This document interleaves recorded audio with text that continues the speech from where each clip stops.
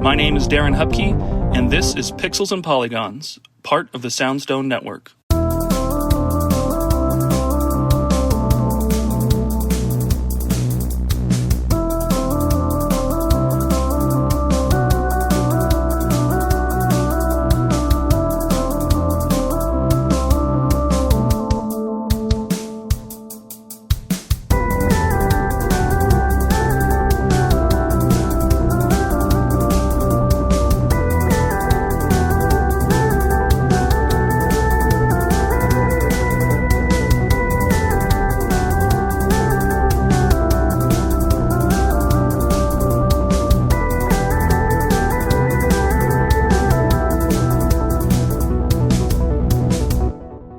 Hey everybody, welcome to a new episode.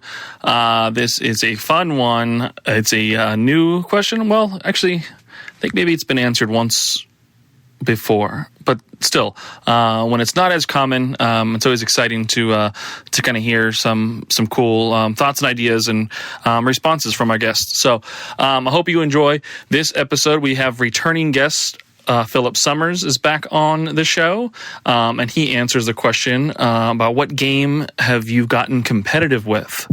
So something that maybe you that dug in deep and made you get feisty to kind of fight, scratch, and claw your way to victory. And what about it made you get competitive? So fun conversation with Phil. You can hear that after the break. For now, I've got just the standard business as usual. I've been putting a lot of work into the 32-bit library book, the greatest hits volume. So I'm really the goal is to still have that out by the end of this year. So I'm making a lot of progress there. So that's great. I have that next batch of retro game zines. The next 3 issues are in. Well, actually, they're no longer even in production. They're being shipped to me now. So those should be arriving to my house here any day. At which point I then begin the big shipping process and sending them all out to the Kickstarter backers, and then they'll be released monthly for anybody else who missed those. The latest issue being the Final Fantasy Mystic Quest issue. You can pick that up now at pixelsandpolygons.net. You can buy it digitally on Patreon at patreon.com/DarrenHupke/shop. The links for all that stuff's in the show notes as well. But some fun stuff with Retro Game Zine, some really great contributors. I'm really excited about these upcoming issues. The Jammer Lammy issue. So these zines, were meant to be like 28, 30 page things like fun single issue like deep dives and stuff, or single game deep dives. The Jammer Lammy issue ended up blowing up to about 10 more pages, so a significant boost in content there. Mike Scholars, the writer of the Parappa the Rapper book from Boss Fight Books, was the contributor for that upcoming issue, and he wrote just a ton of stuff and didn't really stick to the target word count goal. And you know what? I don't care. It came out super awesome, and it's essentially a bonus chapter to the book if you want to view it that way. I even changed the formatting for the zine to be more of like a book format. And if you've read his book, you know it's amazing, but like the footnotes and like his brand of humor and informing, it's fully recreated within the zine. So hopefully it's just kind of continuing on and being more of a continued read if you enjoyed what he did previously there. And if you haven't, go buy that now. The Boss Fight Books book, I mean, nearly all of them I've read have been just great reads, like super informing, but also with so much personality from like the writers and like the background they're bringing from and drawing from as they're writing about these games and the histories of these games. They're super well done. So plugging not just my stuff, but Boss Fight Books again. Really love what they do and what they got going on. Oh, they've actually got I think when this issue's out, their Kickstarter should still be running, but they're doing a next wave of books and a Kickstarter for those books. So you should jump on that and back that. I already have myself, and it's well worth it. What else we got going on? The zine, 30-bit library podcast. Yeah. Oh, and then Beat 'em Up. Beat 'em Up is out in early August. It's up to, if you missed any chance to get it from like the Kickstarter or anything like that at all, it's actually on pixelsandpolygons.net to pre-order, so you can still get that in. As soon as I ship out all those copies to Kickstarter backers, then it's just in normal release and it'll be available for everyone to purchase. But you can pre-order that through the website and get that shipped to you after all the other ones get sent out, which will be like early August. But you can see that on pixelsandpolygons.net and do that then. So yeah, a lot of stuff. And that's, I think, all of it. So thanks for listening to the business stuff. Thanks for your support. If you are looking for ways that you can support me without having to spend any money, because maybe you don't have it, or I'm just not that good, but you still like listening to this podcast, leave a review for the podcast. Whatever platform you're listening to it on, some type of like or star rating or whatever it is that they use. Drop me a line, drop me a message, like say something nice about it if you've been enjoying it. Maybe even answer a question, like answer a show question. Like what's an average game or below average game you love that doesn't get enough attention, and just maybe share one of those. If you do and I read it, I'll read it on a future episode or something coming up. Do something fun, some community readbacks or something. But that's it. This is a long rambling intro. Thank you so much for participating and listening along. We have an ad break, and then the main episode begins right after that with Philip Summers. We'll catch you again next week. Bye.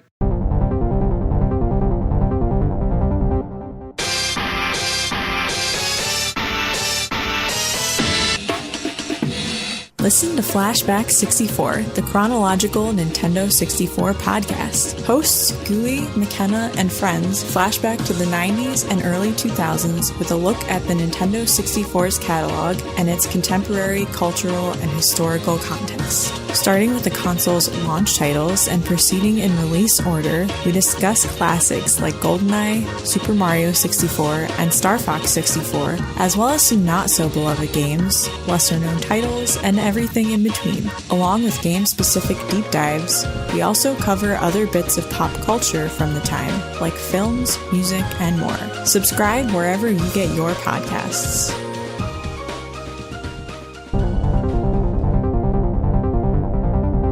Welcome, everyone, to another episode of Pixels and Polygons, a conversational podcast about video games. I've got a returning guest, I can say now. We have Phil Summers from Hand Drawn Game Guides back again on the show. Hello again, Phil. Hello, Darren. Thank you for having me back. I changed it up. I mixed it up with people and called you Phil instead of Philip. Yep. And now it sounds like we've been talking for weeks, but yep. We're recording this minutes after the first episode, y'all, and you already know that. I always say that. But thanks for doing this again. It's been fun chatting with new folks, and I think doing this podcast, I don't have enough people in my real life orbit that talk about video games or want to talk about video games the same way that I do. So that's part of the reason why I even started doing this podcast. But now I'm meeting a bunch of new and interesting folks who are doing their own cool projects and their own cool things in video games is just made it even more rewarding to do. So chatting with folks like you is the reason I'm doing it. So thanks for joining and being a part of it. Cool. Thank you for having me. I kind of hear you with the game stuff. I mean, there's plenty of people in real life that I can definitely talk games with, but I definitely have a very specific, track, and not many people are on that one with me. So yeah. It's I like video games are great. I mean, they're like big or small. Like they can get you entertained for just a quick burst of 30 minutes, or they can just pour into you and make you think about them for weeks, like a really good book or movie, and they're just special and they're interactive, that's what makes them stand out and everything. It's, you're not just passively watching or reading something, but having some skill and challenge along the way sometimes, makes it just, special enough. And games are cool. Oh, yeah. Breaking news. Video games are fun. But so we talked about it on the last episode, but you do the hand-drawn game guides. You've talked about doing some previous NES favorites and everything.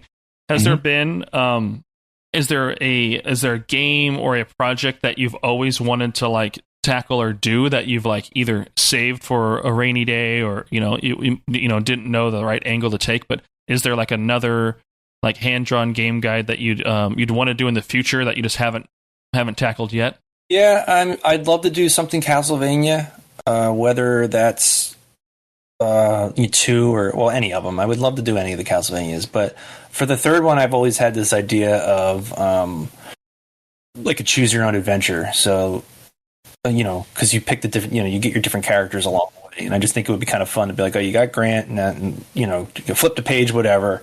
I thought that would be kind of a fun concept to explore with that one. Who knows? You never know. Maybe that day could come, because I could.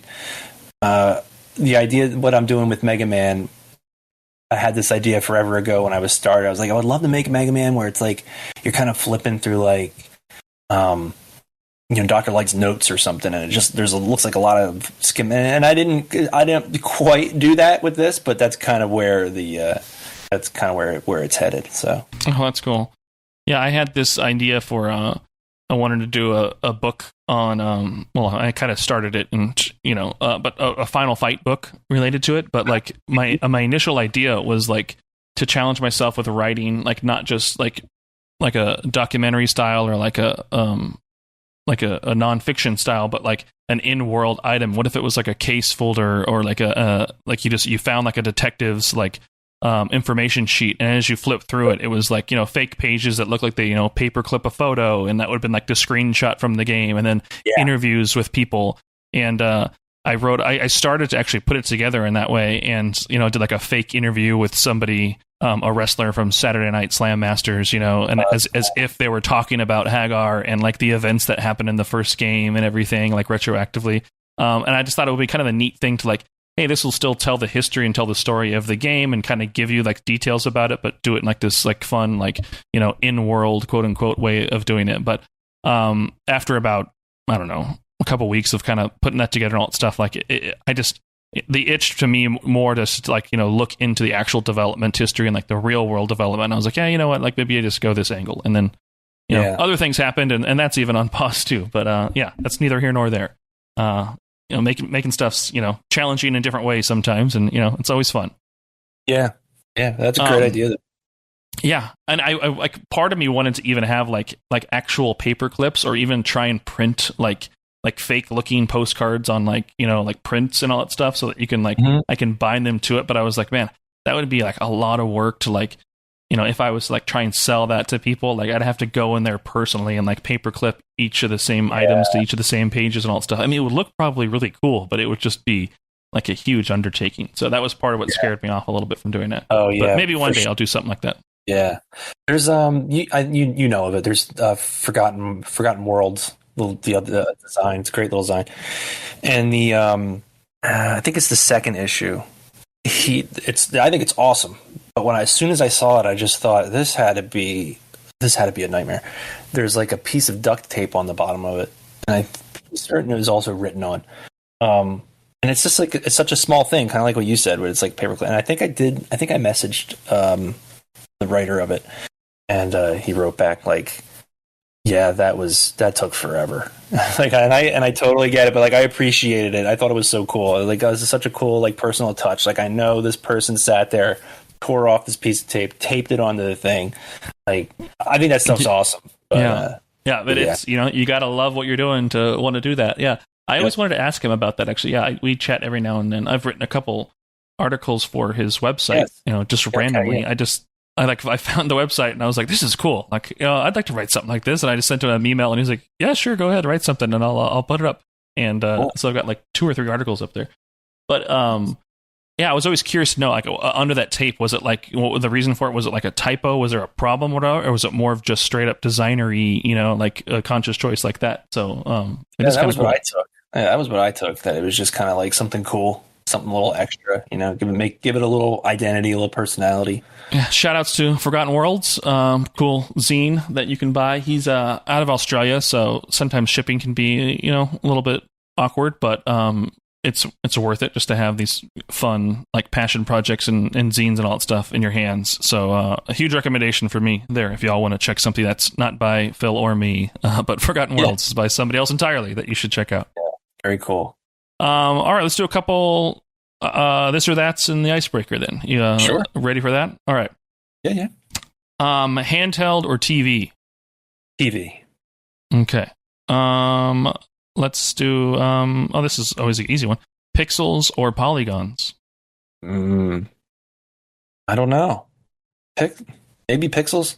Yeah, and nothing beats like really nice pixel art. Yeah, and if I had to make like a choice, like what kind of games am I going to play for the rest of my life?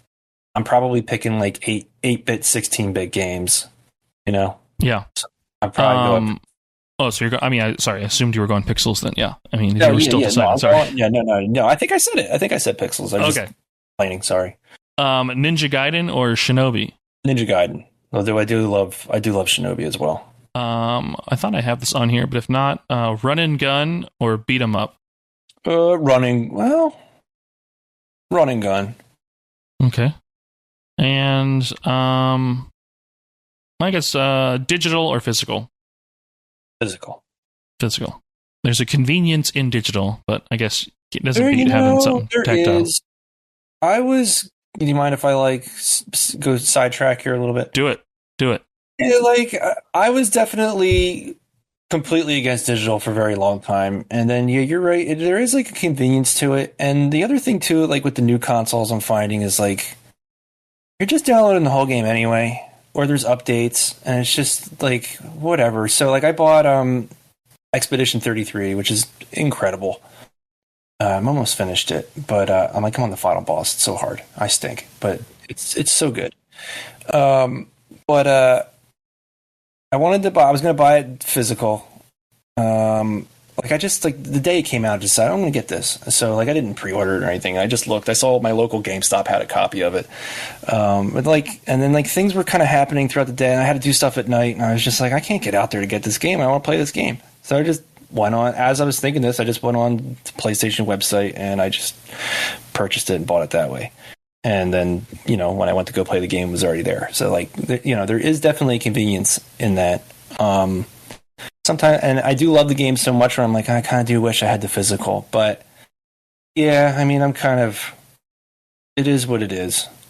If this stuff's going to be, if it's going digital, it's going digital. And I've made my peace with it. Yeah. I mean, part of it to me is I understand people's fight for the preservationist side of it, and they want to be able to have it, and if the day the internet's unplugged or these systems or services are gone, yeah, we absolutely will not have access to these digital libraries. But to me, it's even with the physical games, I often growing up, I would sell games, I'd trade them into game stores, go to GameStops, I'd get rid of them and everything, and I don't have all of my collection, so. Which kind of sucks. I mean, best case, I would have ever been able to keep every game I've ever had. That would have been optimal. But to me, even my physical library has come and gone, over time. And the way I treat the digital purchases, will one day these be inaccessible? Or will a company change its policies? Or will something happen where I won't have access to it? Maybe, but. Is the money I'm spending on it and the entertainment I'm getting out of it, is that enough in that moment or in that few weeks span that I'm playing it? If that's enough for me, cool. Then I am mentally okay with the idea that I may not have access to that again in the future. I'm basically paying for the chance to play it, in that moment, and that's probably enough for me. As much as I would love the idea of being able to go back and playing some of my favorite games, I only have so much time, in the world, and there's always new games coming out. So if I can't play, that game on the PS3 that I loved, in 10 years, I'll likely have found another game to fill that void with to play later on anyway. And no disservice to anybody who wants to have a cool physical collection and everything. I mean, I would obviously I'm not saying eliminate physical games or anything either. I would love for them to be able to do both, so both types of people can have the way they want to do it. It's just eventually I just hit this spot where I realize you know what? I don't have to put clothes on. I don't have to drive anywhere. I don't have to do anything at all. I can just hit download and have it here right now. And you know what? The convenience is kind of outweighing my need to kind of go out in the world and all that stuff at this point. Yep. No, I agree. And the mind switch too, that you touched on with and I hate to use this word, they're consumable. It's I'm buying this thing. I know I'm going to use this thing. Hopefully for a decent amount of time, and then it kind of and the way even especially PS5, because I don't have a hard drive attached to it or whatever, you can hold 5 games on that thing. So I'm already also in the mindset of I'm deleting this game, it's gone now, And I know I can download it again whenever I want, but like to your point, like maybe I won't be able to download that game another time. You know what I mean? Like, so it does kind of suck. I don't, but yeah, as long as I got my entertainment out of it, and to your other point too, like, there's so many games, there's always something different, and also there's so many remasters now. The chance, like the game you want to play, it's probably going to come out again. That's you know what I mean. Like it'll be released. Don't worry, it's coming back. Yeah, so. I will have some type of like collection of it that I can replay it again later on if I don't have access to the original one. Yep. All right. Sorry to side. No, that's fine. That's fine. That's that's the point of it. It's just the show, just to have a conversation. So that's all good. Right. I asked the question, so it came up. Here's a fun icebreaker question. So it's kind of two parts, but the first part's easy. This part, you just think about something and tell me this. But what is one of your favorite games or favorite game franchises, just off the top of your head? Let's go Super Mario. Super Mario. Okay. Now give it a new title, and you can't use either the word Super or Mario in it. Ultra Luigi siblings. How about that? Yeah, okay, that does it. That does it. You're the marketing guy in charge of it, and you can't just use the old title. Ultra Luigi siblings. Yep. I would play that game still. There you go. But it would still be fun. What are your thoughts on this is a tangent too. The Koopa Kids. So Mario 3 Koopa Kids. Why do you think they're like kind of written out, or like been like, they were gone for so long, and I think they've now started to show back up, like in Mario Kart 8. I think they were back in that. But they've they're been not around. But like canon wise, they're not actually his kids anymore. It's just Bowser Jr. is the child, and these are just orphans he oversaw for a while. Like what is your understanding of the Koopa Kids from Mario 3? So my understanding is that, they were definitely billed as his kids. Now I think, look, I'm not like I love Mario, but I'm not like a master of Mario lore. And I don't even really know. I know it doesn't go as deep as like Sonic lore and stuff. That would just beyond me. But anyway, my understanding is that maybe in Japan, they were never explicitly called his kids. So that may have been like a US thing. That's my understanding. I could be wrong about that. No, actually, I do think I remember reading something about that too, actually, now that I'm thinking about that. Yeah. So, like, they were never his kids. They're just minions, and they're just Koopas. So I think that's the explanation. But, I like Bowser Jr. I think, at this point, he's been around for so long, he's been accepted, but I feel like there was a lot of hate for him. I always kind of enjoyed him, but I did miss the Koopa Kids, and I'm glad they're back, even if they're not his kids. Yeah. I mean, I never hated Bowser Jr. at all, but I just love the design. Like in Mario 3, like it's one of my favorite games of all time. And I loved all the different, every world had, a funky boss, and they were all like unique with personality. Like even the artwork for them was always so rad, and they were all so different. Yep, I love them. Yeah. Cool. Well, then that's that. Let's jump into the main question then of the episode. Sure. You selected this. I'm curious to see, and you even asked a clarifying question about this as well. So I'm curious to see where this goes. But what game have you gotten competitive with?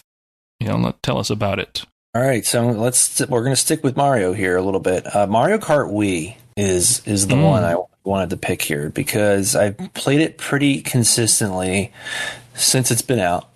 And I feel like, I don't know, I was thinking through it. I was like, I can't think of any other game that I've played this long, with other people, not just like myself. And that's the one that's had the staying power. And I love all the other Mario Karts since then, but Wii is the one, man. That's like, I love it. So the way, how it came up was, the game came out. I definitely played it with, my family or whatever, and it kind of went away for a little bit. And then in probably like 2009, 2008, when did it come out? Maybe it was even a little later. Probably 2009, 2010. Yeah, because it was actually around when my daughters were born. So let's say around then. And like the game had been out for a little while. But I got a new job, and at that job they had a Wii, and a couple of the guys there played Mario Kart. They played Mario Kart Wii. and I didn't know what I was in for when they asked me.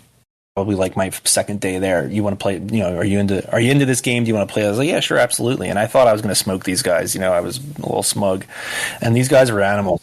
They were out of control, and it was a blast. And I definitely stepped my game up, and we were like, we all should have been fired, honestly. So it started out that like we would play at the end. We were allowed to play at the end of the day, and we would do one Grand Prix. So it was like about 15 minutes, and that's how we would wrap up our day. And then it slowly started to turn into, all right, we're going to do two at the end of the day. Now we're at a half hour. And then like as we were getting more and more competitive, we were like, you know what? Let's do a lunch sesh. That's what we called it. We're going to do our lunch sesh, and then and then eventually, at our all-time worst, it was as soon as we got into the office, we'd do one at lunch at the end of the day, and we acted like I don't understand how this place tolerated us. Maybe because like there was a fair amount of us that played. It wasn't just four of us. We had like we would rotate people if people lost or whatever, and we were just completely out of control with this game. And we played it nonstop for, I mean, I'm going to say 2 to 3 years nonstop. And then like because I was so into it, I got like my family kind of back into it. So even after I left that job and we stopped playing, then I was playing with like my nephews, my brother, and like my brother-in-law, and like my dad started to play. And, in the beginning, I just completely obliterated them in that game, but they caught up. So they're all pretty good now. And yeah, we've been playing it pretty consistently ever since. Just love that game. I love how broken it is. I love how cheap it is. Like, the things that people hate about that game is what I'm there for it. I love it. I love that, like, a race can start, especially, I think, Dry Desert. Like I say, I play it all the time. I always forget the names of these tracks or whatever, but there's the one desert course where, you can... Oh, and we play with, we play on the hardest difficulty level, items set to frantic and all that, like aggressive CPUs. And the one race, you can literally just sit at the starting line. You can let everybody lap you. And just because of how like broken the items are, you can literally take first place after that. And you can just do all sorts of ridiculous stuff like that. You can definitely be like mean. Like if you get a big mushroom, you can go in reverse and just annihilate somebody just for the heck of it. And then you can just zip right back up and you can catch right back up. We've tried all these things in the new Mario Karts. You can't do them. If you try to do anything silly like that, you're punished and you're going to lose the race. But in that one, you can definitely be a complete maniac, and there is nothing like it. Yeah, it's one of the best-selling games of all time. I want to say, I'm like pulling it up right here. Whatever in total, 37 million copies. I feel like it's sold more than that, and that's up there. Yeah, I put a lot of time in that. And I was going to ask, if there are techniques and tips like that you have as an expert of it, but it is like you can't just gun it and just try and hold first and be first for the entire race. Like it is about that item roulette, and like when you get like those important ones, those key ones, or at least getting one while you're back in the pack and kind of like saving that for like that right moment when you make that final push to help. But like there is a strategy to it. As broken as it is, like it's broken that way for everybody. So if everybody is playing with the same skill set, like it just makes it its own type of like racing competition that isn't a traditional racing competition about, hey, I'm going to be the fastest, or I'm going to be in first the longest and I'll win. Like it's not how it works. Yep. The way you can combo up certain items too. It's like, I got my star. I'm going to hang on to that thing, and I'm going to kind of stay back here in 10th place. And then I'm going to ride up on the boxes. And as soon as I'm going to hit them, I hit my star.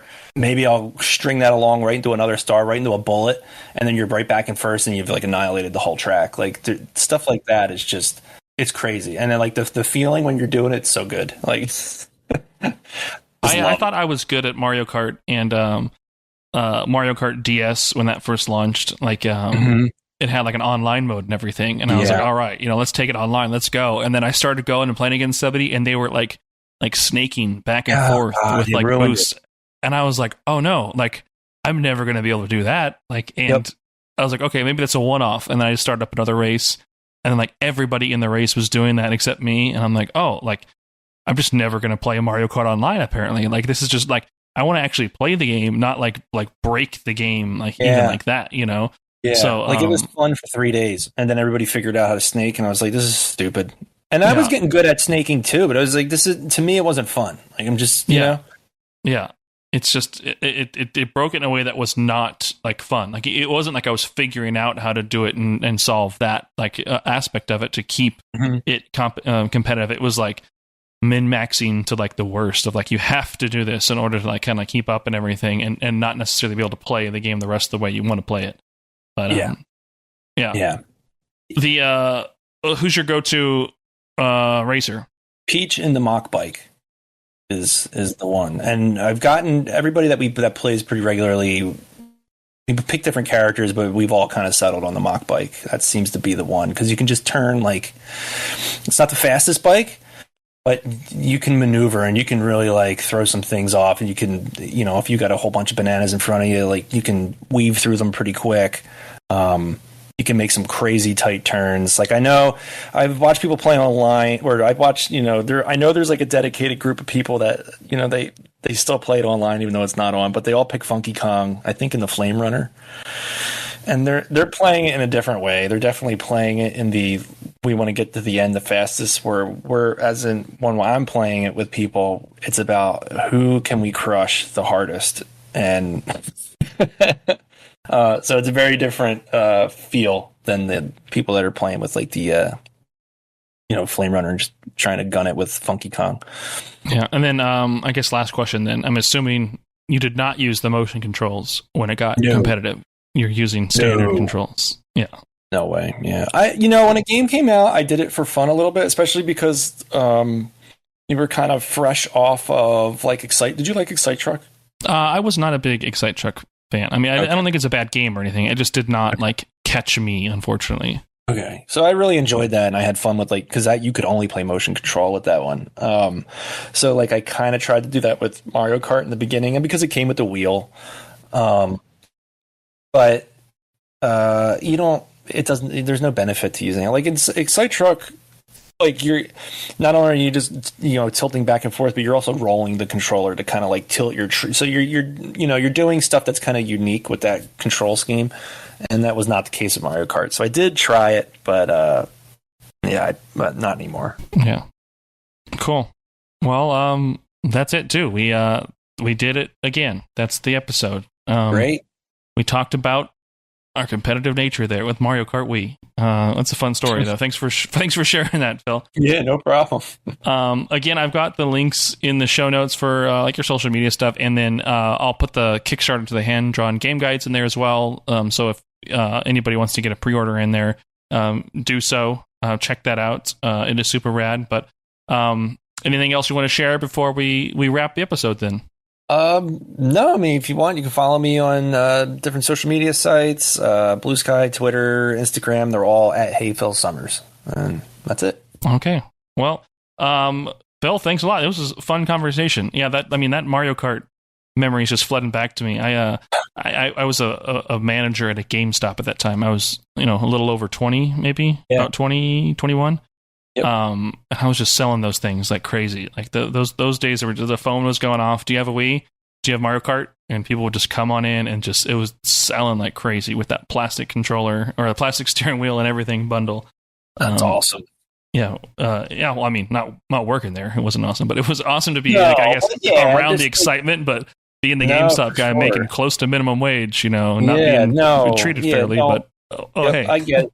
I worked at, I know you're trying to wrap up, but I worked at retail for about 5 years, KB Toys. So I was there for the launch of Dreamcast and PS2, Xbox game, all those Game Boy Advance stuff. So as much as retail can be, not great, definitely some fun memories when those things are rolling out and the excitement's happening. It is fun. Yeah, being able to cut open that box and see that game, like right before launch and everything. Like, oh yeah, this is me seeing this, and I abused my privileges a little bit. I would let my staff. Ended up being the store manager, but before street date, I would let people open the box and take just the disc home. Keep the box there. So if we had to count, quote unquote, count the inventory, yep, here it is. Here's the case. This is here. Nice. And whenever my 360s would get a red ring and die, which unfortunately happened quite a few times, I would literally just take it into my work, swap it out with a different one, and send that other one back as defective, and like I wouldn't have to pay anything. And like, yeah, it's abusing the system, but like I needed my 360. So what am I going to do? You gotta All right, well, Phil, yeah, you got to take the perks while you can. Like just like playing just a quick game of Mario Kart at the start of work, at lunch break, at the end of work, and hours later you're being paid for Mario Kart time. You got to take the perks where you can. Yep. Well, Phil, I hopefully we can maybe come back and do this again. I'll you have that list of my questions, but in the future, if I ever want to come back in, you got an open invite. It's always fun to talk video games. So if you ever do, reach out, let me know. We'll love to stay in contact. All right, great. Well, thank you again. Yeah, you have a good one. All right, you too. Hello, we are Kirby Conversations, a podcast on Kirby, along with other adjacent subjects like Smash Brothers, HAL Laboratory, and other related Nintendo games. In each episode, we take an in-depth, well-researched look at a Kirby topic, drawing on our decades of experience playing Kirby games, creating Kirby-related content, and working in and around the video game industry. I'm Sean Douglas. I'm a theater and video game journalist. And my name's Bridget. I'm an online Kirby commentator and collector. Our team also includes photographer and Nintendo ambassador Kai Captain Dangerous Parker and Gigi, the editor-in-chief of Wick Kirby. Join us for deep dives into Kirby's history, interviews with industry professionals, and even inside looks at Nintendo, as together we explore all things Kirby and HAL Laboratory. You can find Kirby Conversations on Apple, Spotify, or wherever you listen to podcasts.